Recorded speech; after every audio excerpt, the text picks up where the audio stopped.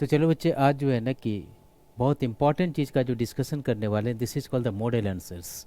I have made the discussion about the model answer earlier also, and in this series I will just go for the next question related to UPSC chapter number 1 of paper 1 of the public administration, right? तो chapter 1 में एक important topic है, this is called the scope of public administration, और इसी से एक question यहाँ पे तैयार किया हुआ है. So this is the question that is before you, that on the white board here comment करना है. So very important, comment upon the following statement not more than 150 words. Important चीज़ इसमें क्या है, first important comment and the very important is set 150 words. So first important you have to make the comment. Comment का मतलब ये नहीं कि हम कुछ भी अपना कमेंट कर रहे हैं. कमेंट का मतलब ये हुआ comment upon statement. Means whatever the statement is written here, we have to prove the statement, yes, it is correct, right? We have not to go in against the statement, we have to favor the statement. If a statement is not much more automatically harmful for the viewpoint of the discipline, right? So based upon that, this is the statement given to you. अब our statement क्या है? A statement is there, the scholastic changes and the situational dynamics have been expanding the scope of public administration since Wilsonian regime, right? तो इसमें देखो समझने वाली बात क्या है. सबसे पहले हम लोग क्या करेंगे, सबसे पहले हम लोग इसमें इंटरप्रेट करेंगे demand of the question. And demand of the question कैसे इंटरप्रेट करेंगे हम लोग, so we discussed in the earlier video that we have to find out the locus and the focus of the demand of the question. Locus का मतलब region of demand, किस area से question पूछा हुआ है. एंड फोकस का मतलब actually we have to write what. तो what is the point of demand, this is called the focus of the demand. अब देखो बच्चे, यहाँ से देखो किस चीज़ का फोकस है. तो फर्स्ट इंपॉर्टेंट इज दियर, ये जो टॉपिक है, जो लोकस अगर हम बात करें किस रीजन से लिया हुआ है, that is related to scope of public administration. यहाँ से क्वेश्चन लिखा हुआ है, right? That is since what Wilsonian regime means 1887 से Wilsonian regime शुरू होता है, वहाँ से लेकर के scope of public administration is getting increased, expanded हुआ. यहाँ पर लिखा हुआ है ना, ये this particular have expanding. Expanding का मतलब कि that is the 1887 is concern, and today what is called the 2021 is there. And then since Wilsonian age the public administration पहले इतना था, तो expansion of public administration has been taken place in the 2021. हमें ये चीज़ proof करना है. अभी नहीं हुआ, अभी हम डिमांड पे नहीं पहुँचे. डिमांड ये है कि which one factor scholastic change and situational dynamics. इसका मतलब कि पहले यहाँ पे था, now this time automatically expanded here, and this expansion is due to two important fact here. First fact is called what is called the scholastic change, यानी कि scholastic change हुआ, कुछ स्कॉलर ने रिसर्च एंड डेवलपमेंट किया, उससे कुछ change हुआ. जैसे हॉर्थन एक्सपेरिमेंट एक स्कॉलिस्टिक चेंज था, राइट? तो स्कॉलिस्टिक चेंज हुआ. And second important is set what is called the situational dynamics. So situational dynamics, situational dynamics का मतलब ये हुआ कि अचानक से सिचुएशन चेंज कर गया. Domestic world order converted into global world order. तो ये हुआ सिचुएशनल चेंज. तो ये इस तरह का जो चेंज हुआ है, environmental change and scholastic research and development, ये दोनों का इम्पैक्ट हुआ कि ये इतना बड़ा जो पब्लिक एडमिनिस्ट्रेशन था that was extended to this particular regime, right? तो अब मेरे समझ से बिल्कुल क्लियर है तुम्हारा क्वेश्चन का डिमांड क्या है, राइट? तो लोकस ऑफ डिमांड यहाँ पे क्या है, particularly scope of public administration. Focus of demand क्या है कि स्कोप का जो एक्सपेंशन हुआ है पब्लिक एडमिनिस्ट्रेशन का, this is due to two important region. First is the scholastic change, another important is said to be situational dynamics. तो हमें करना क्या है, लोकस हमने देख लिया, रीजन ऑफ डिमांड, फोकस भी हम समझ गए. अब हमारा देखते हैं next important area is there, right? इसको देखो, तुम्हें सिंप्लीफाई करने के लिए यहाँ पर हमने मेंशन किया है लोकस कहाँ से, रीजन क्या है इसका, scope of public administration since what Wilsonian dichotomy 1887 से यहाँ पे चेंज किया, राइट? That's important. सिंस हो सकता है कि रहता कि फ्यूलिज्म, तो फ्यूल से हम लेते. सिंस सो क्लासिकल थ्योरी, तो क्लासिकलिस्ट से लेते. सिंस 1970, तो 1970 के बाद हम लेते. लेकिन यहाँ पर सिंस विल्सोनियन एज है, तो 1887 से हम लोग इस चीज़ को काउंट करेंगे. and very important is said to be focus is what expansion due to what two important factor, change in scholastic aspect and change in situational aspect, you know. तो दो तरह से चेंज हुआ जिसमें इन्होंने स्कोप ऑफ पब्लिक एडमिनिस्ट्रेशन को expand करके रखा हुआ है, राइट। तो ये दोनों फैक्टर, इसका मतलब कि आने वाले समय में जो हम लिखने वाले स्ट्रक्चर है वो कुछ ऐसा होगा। First important is set to be intro, एक इंट्रोडक्शन हम देंगे। Second important portion what is called the conclusion, तो ये तो कंक्लूजन, ये तो दोनों तुम्हारा फिक्स्ड है कि introduction and conclusion will be there. Body para जो होगा that having the demand of the question, and body para will have two important thing, that is कि स्कॉलिस्टिक चेंज, ये जो स्कॉलिस्टिक चेंज हुआ, how automatically leading toward the expansion of a scope of public administration, and this situational dynamics, ये जो situational dynamics हुआ, that how automatically expanded the scope of public administration।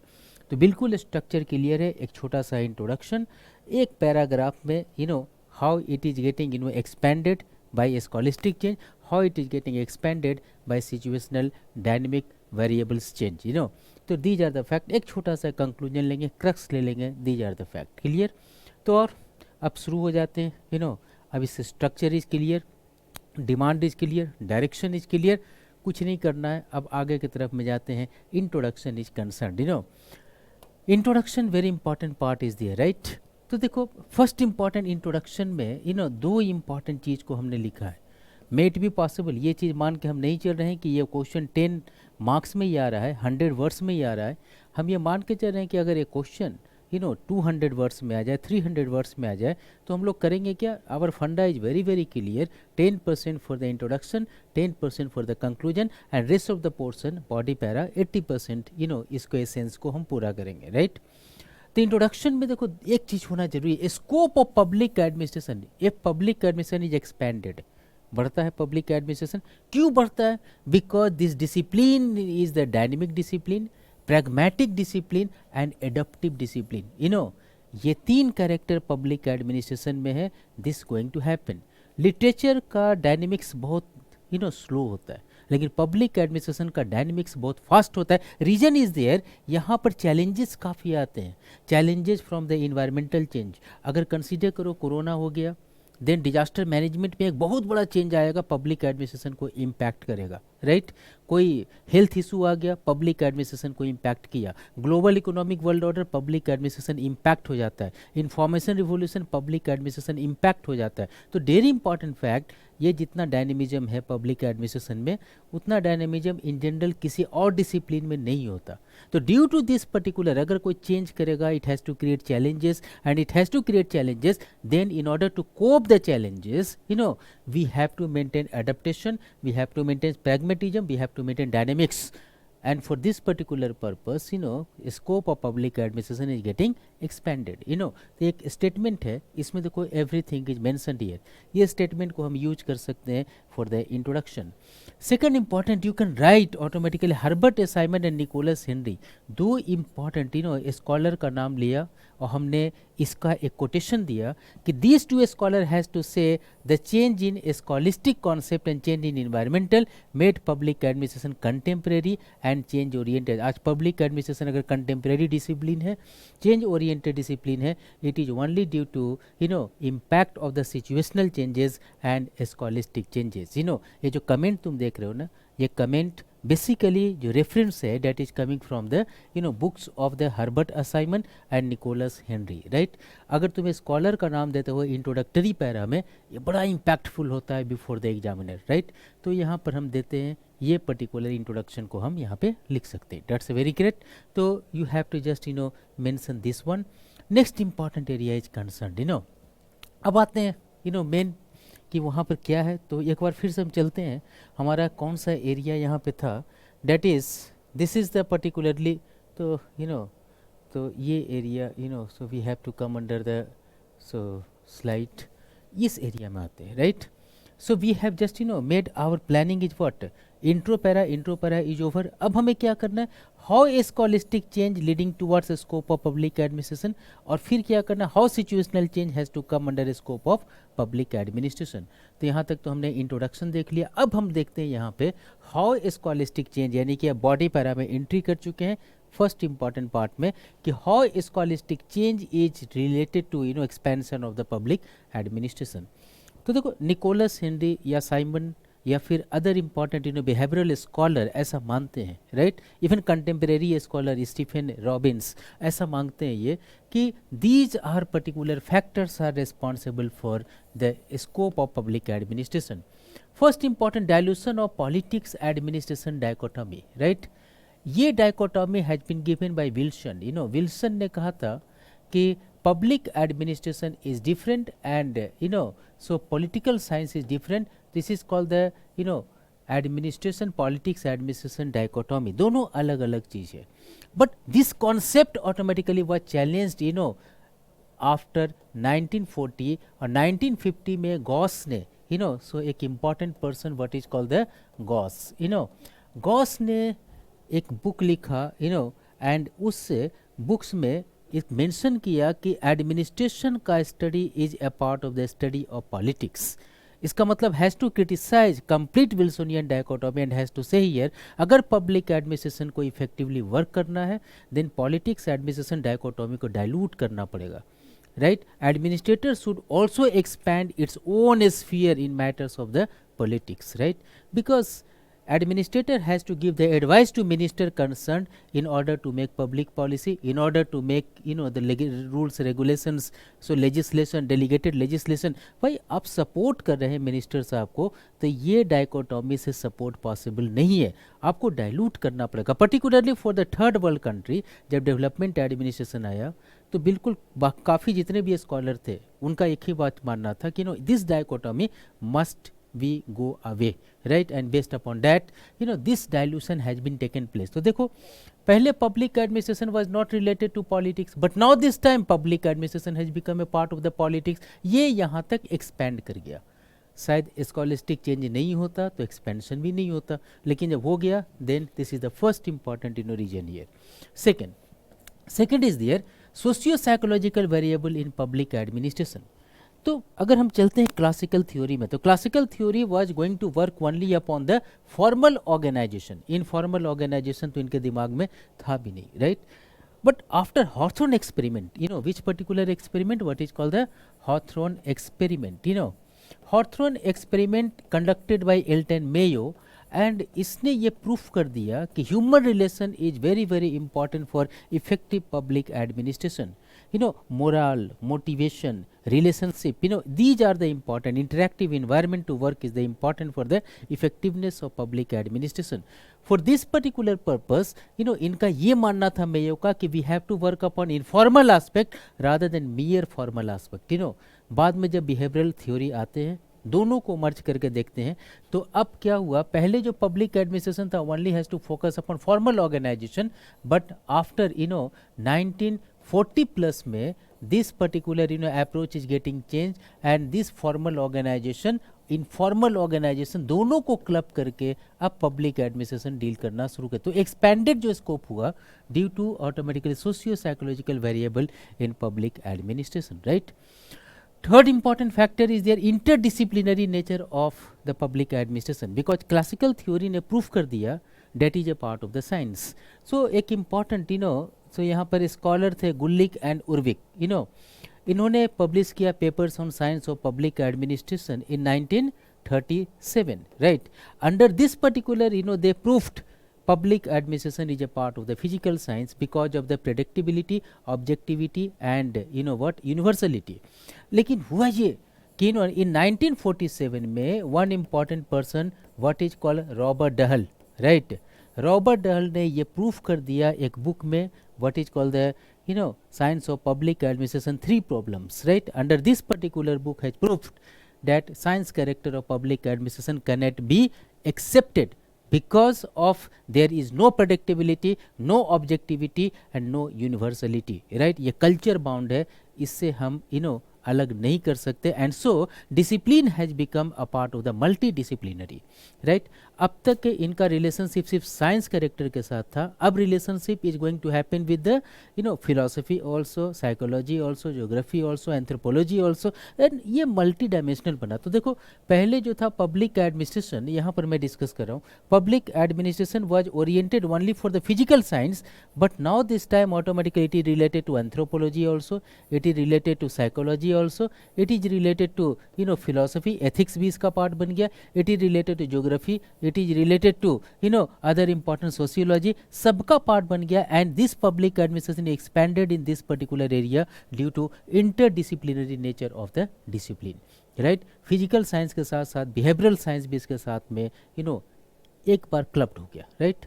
तो very important is to be third important factor. Fourth factor is the descriptive nature of the discipline. So पहले क्या था ना कि since Wilsonian age we have to just concentrate upon fact fact fact, only fact is there.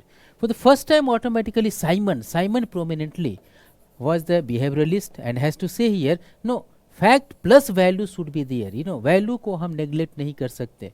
रिक्स was the very important person who has to say there must be the ecological aspect of the public administration, and so expanded automatically the public administration in all ecological sphere, social, economic, political, technological, legal, सब sphere में public administration का expansion होना शुरू हो गया, right. So based upon this one, this was also related to scholastic changes. फिर आया 1990 का age, and this is automatically let foundation of the NPM regime of public administration.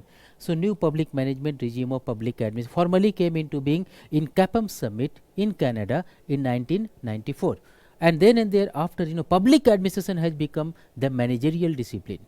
अब इन्होंने एक्सेप्ट कर लिया कि we have not to invest much more money upon the bureaucracy, cost cutting in bureaucracy. cost cutting in bureaucracy का मतलब ये हुआ, अगर हमें रोड बनाना है तो अब हम पीडब्ल्यूडी डिपार्टमेंट नहीं बनाएंगे, अब उस रोड को कोई भी प्राइवेट कॉन्ट्रैक्टर को हम आउटसोर्स करेंगे, वहाँ पे कॉन्ट्रैक्चुअल मैनेजमेंट को हम आगे बढ़ाएंगे, so cost cutting in bureaucracy came into being, market को हमने एक्सेप्ट कर लिया, quasi market approach we accepted here, and so अब बिल्कुल paradigm of public administration is getting changed.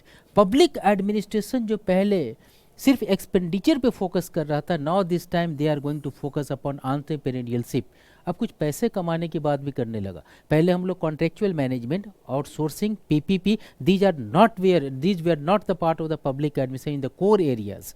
आज हम इसको पब्लिक पॉलिसी का कोर पार्ट मान के चल रहे हैं। सो based upon that NPA regime has changed the character of the public administration toward entrepreneurship. Entrepreneurial governance का concept दिया Osborne and Gabler ने, right? So Osborne and Gabler, these two scholar has given the concept of that is entrepreneurial government in his book Reinventing Government in 1992. और इस तरह से इन्होंने पूरा paradigm public administration को चेंज किया। तो अब तक इकोनॉमिक्स का पार्ट पबैड नहीं था, लेकिन अब outsourcing contractual management has become a part of public administration. And very important, NPS regime of the public administration. NPS regime, no doubt, बहुत ज़्यादा जब entrepreneurship आने लगा, then and thereafter, next came into being entrepreneurial scheme के बाद 21st century public administration accepted new public service is, so approach of public administration.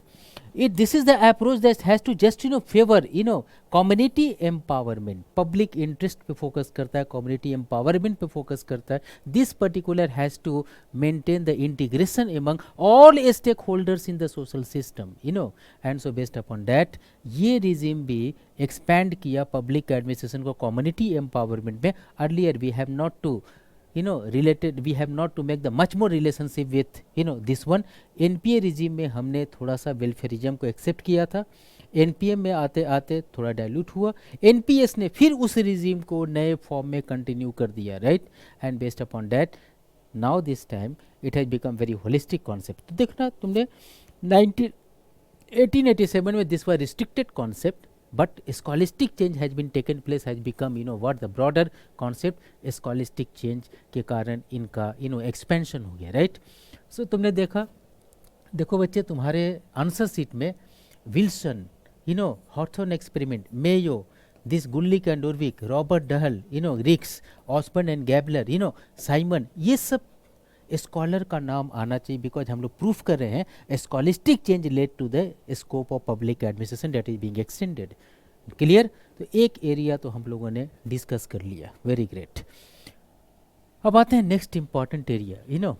Next important area is related to changes in situational dynamics. अब second important part ये कहता है कि scholastic research हुआ वो तो चेंज हुआ ही हुआ, लेकिन कुछ इन्वायरमेंट भी चेंज हुआ ना हमारे यहाँ पूरे वर्ल्ड का, that has also expanded the scope of public administration, because any change can create challenges before the state, and public administration as the representative of a state has to take responsibility by expanding its role, right? Role responsibility को expand करेगा and then and thereafter has to maintain scope of the public administration.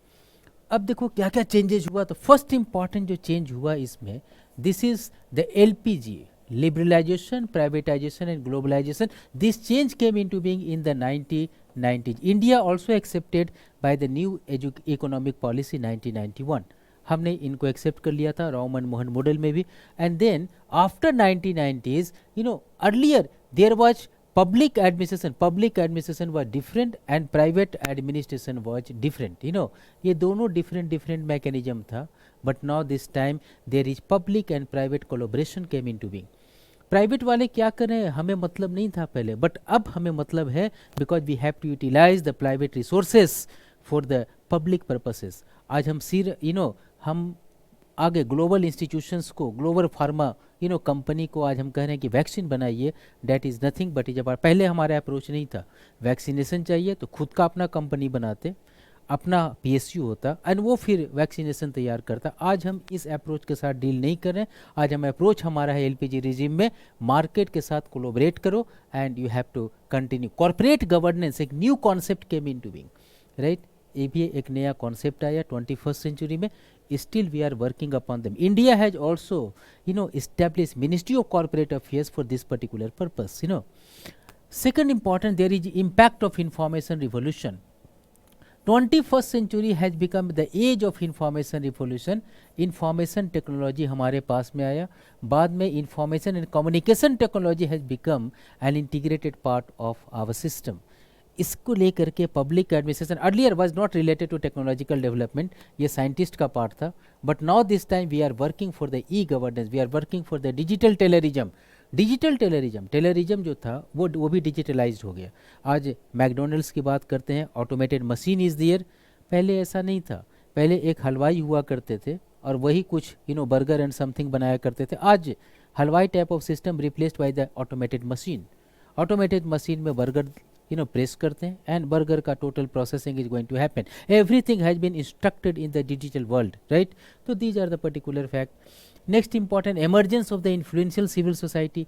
Earlier civil society was not respected by the state, state का अपना arrogance था and state का मानना था कि I have to take the decision and citizen has to follow it. But now this time state has no arrogance.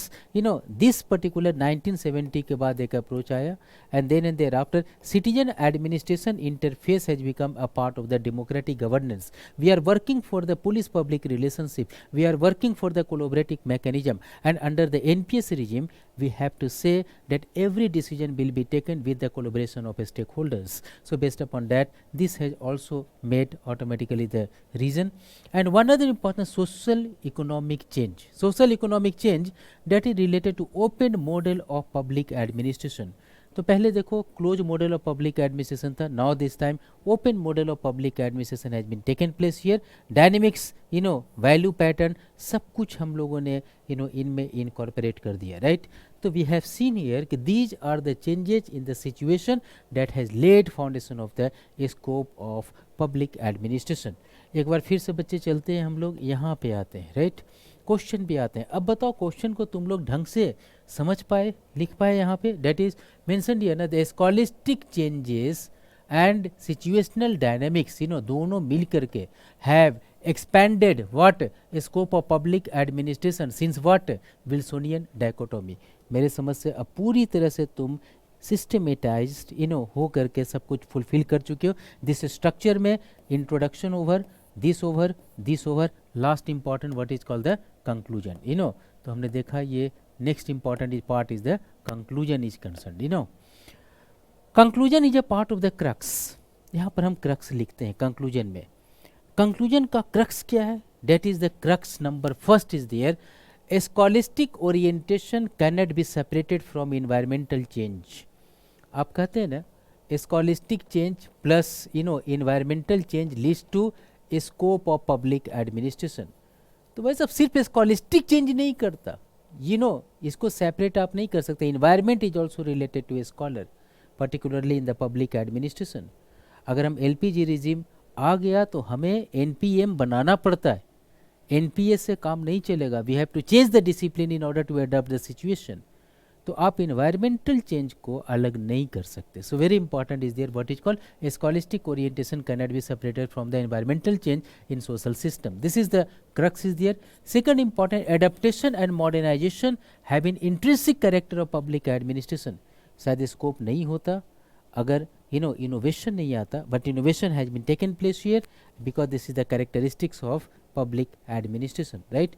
And very important is said to be the scope is the resultant of theoretical and ecological change in the world. you know दोनों को change कर लेते हैं, combination कर लेते हैं, and we have to create the holistic change in public administration. So based upon this one, you know this is being discussed here, right? तो चलो आज हमने एक और model answers को discuss किया. I feel I have provided you skill in order to organize the information, in order to present the information under the systematic order. एकदम system के साथ में हम लोगों ने इसको डिस्कस किया है और इस तरह के discussion will continue from time to time, right? After watching this video if you feel that certain video should be there, you know इस तरह से या अलग टाइप का कोई वीडियो अगर डिमांड में होगा, then and there after you have to write in the comment box and we will you know try to give you every kind of the video what is automatically relevant for you for the examination. तो for the time being आज यहीं पे ख़त्म करते हैं. rest of discussion I will continue in the next video, right? So okay then, thank you very much to you all then and may God bless you. Bye bye.